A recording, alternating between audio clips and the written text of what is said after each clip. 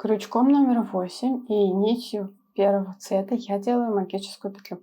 Обычно я делаю магическую петлю, просто зажимаю нить пальцами и делаю поворот рабочей нитью вокруг остальных пальцев. Тогда хвостик оказывается за рабочей нитью. В данном случае мне нужно, чтобы хвостик был перед рабочей нитью.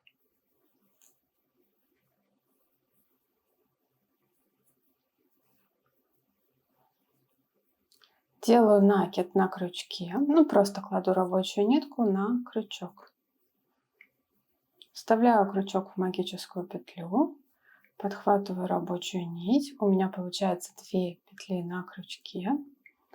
Снимаю петли с крючка и придерживаю всю эту конструкцию пальцами и завожу крючок в противоположном направлении. Вытаскиваю одну петлю через другую. И делаю еще воздушную петлю. Первый столбик я сделала. Дальше вставляю крючок в магическую петлю, подхватываю опять рабочую нитку. Если она лежит швом наружу, я ее расправляю, у меня сейчас она красиво лежит. Снова меняю направление петель на крючке, одну петлю через другую. И снова делаю воздушную петлю. Делаю таких столбиков 8 штук в магическую петлю. Сейчас у меня сделано 2, то есть мне нужно еще 6 для первого ряда. В кольцо нитку вывожу и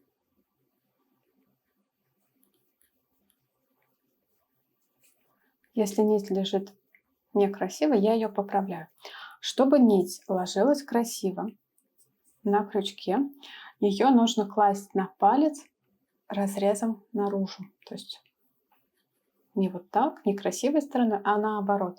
Некрасивой стороной нужно положить ее на палец, но если для вас это принципиально. Снова крючок в колечко. Подхватываю рабочую нитку. И видите, когда я ее подхватываю, она переворачивается и ложится уже красивой стороной наружу. Меняю направление петель. Здесь вот тоже важно не вывернуть эту петлю, когда будете протаскивать одну петлю через другую. Снова воздушная петля. Не забывайте про воздушную петлю. Еще 4 таких петли мне нужно сделать. Подхватываю рабочую нитку, меняю.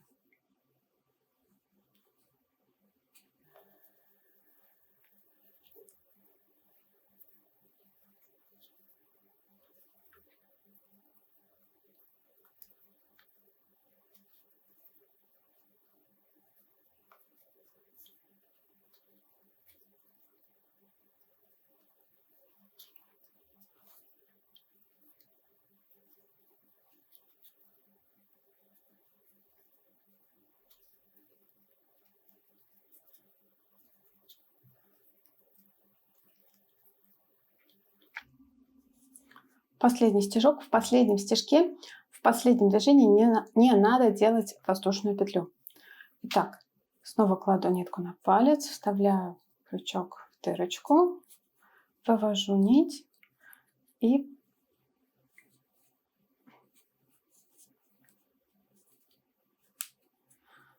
вот эта петля, ее нужно немножко посвободнее делать. Первый ряд готов, и теперь нужно сделать соединение. Я взяла крючок потоньше. Вот смотрите, помните накид, который мы делали в самом первом шаге в этом ряду? Вот он. Здесь, если расправить, его будет видно. И вот нужно крючок теперь завести под этот накид. Вот так. Здесь 2 нити. 1, 2. Завожу под этот накид. Подхватываю вот эту петлю, открытую петлю, и вывожу ее наизнанку.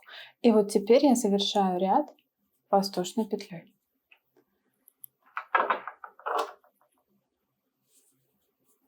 Первый ряд готов. Теперь, если пересчитать вот эти стежки, их должно быть 8.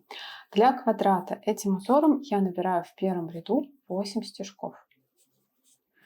И дальше я вяжу, уже перехожу к вязанию самого квадрата. И дальше второй ряд я вяжу по формуле 1 петля, 1 петля, 2 петли, 1 петля, 2 петли, 1 петля, 2 петли. Так повторяю 4 раза. Петли приходятся между стежками предыдущего ряда. Ну, здесь все достаточно традиционно для вязания квадрата. 1 петля это будет стеночка, а 2 петли, соответственно, это будет угол. Вкалываю крючок между стежками. И с изнаночной стороны он выходит вот между этими двумя петлями тоже, между ножками как бы. Снова укладываю нить красивой стороной наружу, точнее не красивой стороной, но когда вывожу ее, она получается красивой стороной. Меняю петли на крючке, делаю одну петлю через другую и дальше воздушная петля. В следующую точку я сделаю 2 петли. Точно так же между стежками нахожу место. Сейчас я вам его покажу. Вот сюда надо вколоть крючок, так, чтобы он с изнанки вышел между стежками тоже. Вот здесь все достаточно просто не очень хорошо видно, потому что петли очень плотно стоят друг к другу.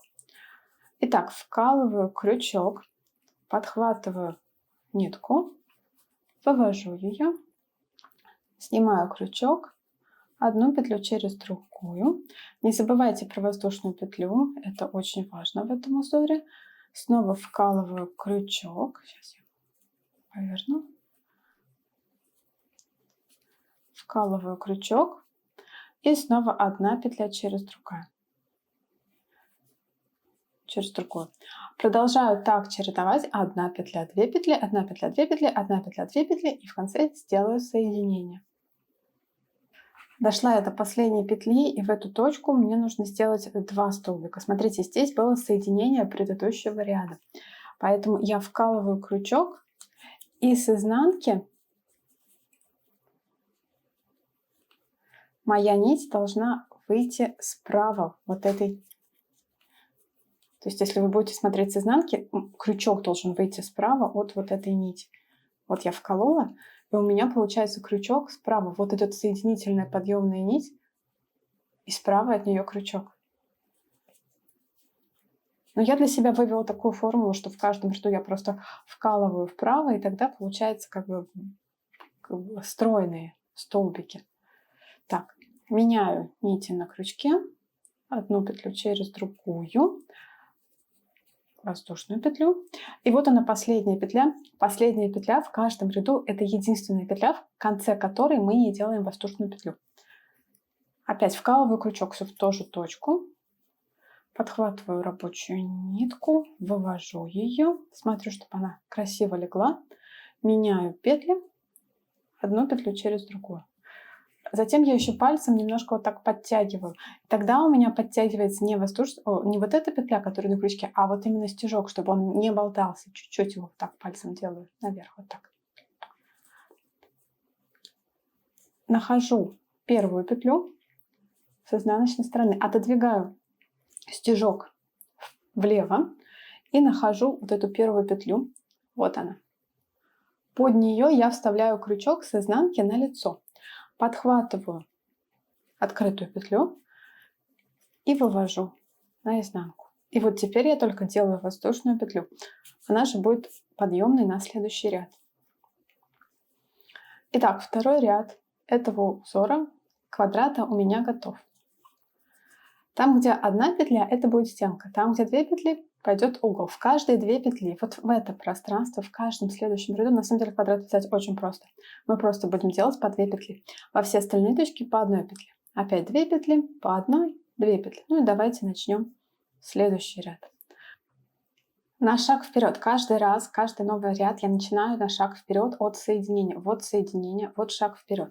Вкалываю сюда крючок точно так же, как и на всех предыдущих шагах. Подхватываю рабочую нитку, вывожу ее, чуть-чуть подтягиваю, делаю петлю поменьше пальцем. Вот здесь я тяну рабочую нитку. Снимаю крючок с петель, завожу его в противоположном направлении, одну петлю через другую. Первый стежок готов, и не забываю про воздушную петлю. Еще мне надо, чтобы нить на крючке лежала швом опять наружу. Тогда будет как бы проще делать красивые столбики. И я порой переворачиваю нить, чтобы она вот именно вот этой некрасивой своей частью легла на крючок. Дальше я вижу, у меня 2 петли, значит здесь угол. Вставляю опять крючок между этих 2 петель, делаю первый стежок, вывожу, поправляю нить на крючке, в вязании. Снова в эту же точку делаю второй стежок,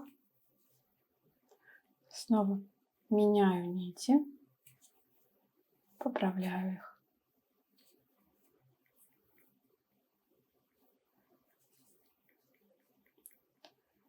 Дальше у меня 2 столбика по прямой части.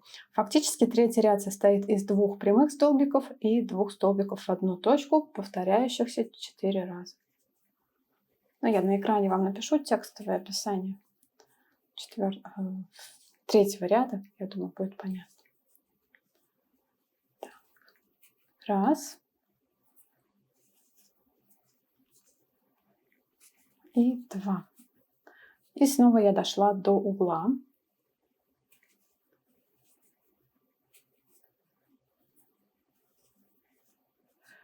Снова делаю в углу 2 петли. Раз.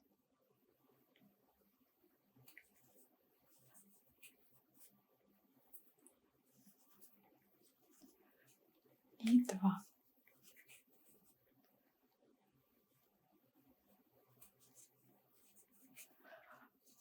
Ну и дальше снова 2 одиночных петли, двойная, 2 одиночных, двойная, и закончится этот ряд одной одиночной петлей, потому что начали мы его тоже с одной одиночной. И дальше сделаем просто соединение. Итак, последняя петля у меня осталась в этом ряду. Снова вкалываю крючок в эту точку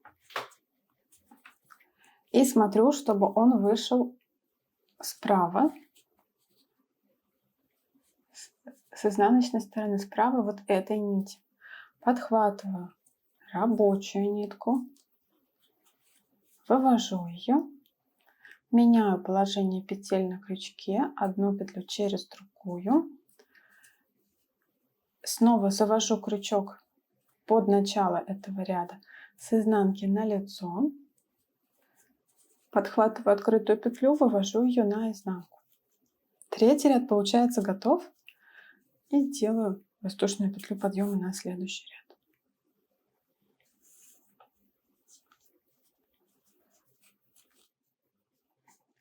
Снова на шаг вперед.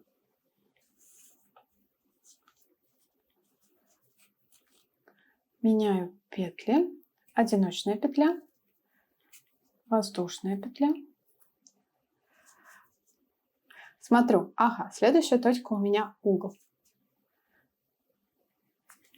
Значит, сюда мы делаем 2 стежка. Раз. И второй стежок.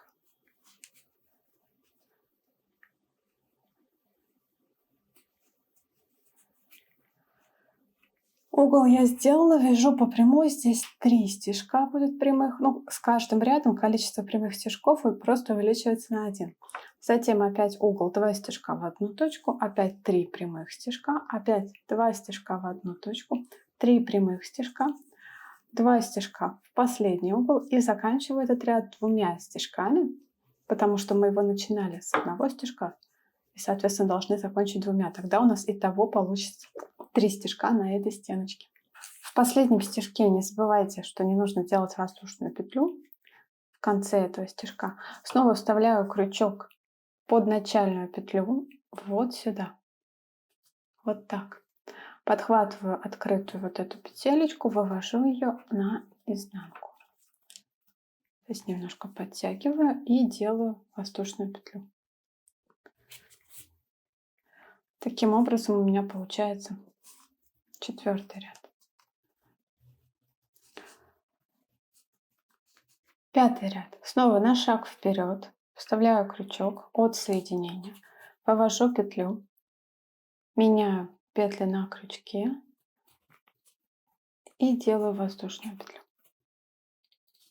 Поправляю нить на крючке. Не забывайте про воздушную петлю, иначе узор будет сильно некрасивый. Опять я нахожусь у угла, но здесь просто уже очевиден угол. Видите, из угла выходят такие елочки. В угол всегда делаю 2 петли, затем 4 раза по одной петле, затем опять 2 петли, 4 раза по одной, 2, 4 раза по одной, 2 и заканчиваю этот ряд 3 раза по одной петле. И все последующие ряды будут вязаться по этому принципу. Опять делаю сначала на шаг вперед от соединения. Дальше опять у меня идет сразу же угол. Прямая часть, угол, прямая часть, угол. В углу просто делаем 2 петли, прямая часть, угол. Смотрите, если у вас придется шаг вперед на соединение в одном из рядов, такой вариант тоже возможен, то просто начинаете тогда ряд с 2 петель в одну точку, ну и дальше прямая часть, угол, прямая часть, угол, прямая часть, угол, и будете заканчивать прямой частью. Все то же самое. И так продолжать вязать на нужный размер. Вот такие квадраты навязались у меня. Вот этот квадрат у меня двуцветный. Здесь я сделала еще смену нитей, то есть вязала один стежок одним цветом, один стежок другим цветом. И получается вот такая как бы плетеная поверхность. Этот квадрат одноцветный. Изнанка выглядит вот так. Вот такая интересная изнанка у этого узора. На мой взгляд, она тоже очень красивая. Единственное, что соединение здесь, конечно, не такое совершенное с изнаночной стороны. И если хотите использовать изнанку этого узора как лицо, то тогда вяжите его просто по спирали, чтобы не было никаких соединений. Ну и вот его лицевая часть. Если вам понравилось это видео, то не забывайте про свои лайки, подписывайтесь на канал, нажимайте на колокольчик, сохраняйте видео к себе в плейлисты. Пока-пока!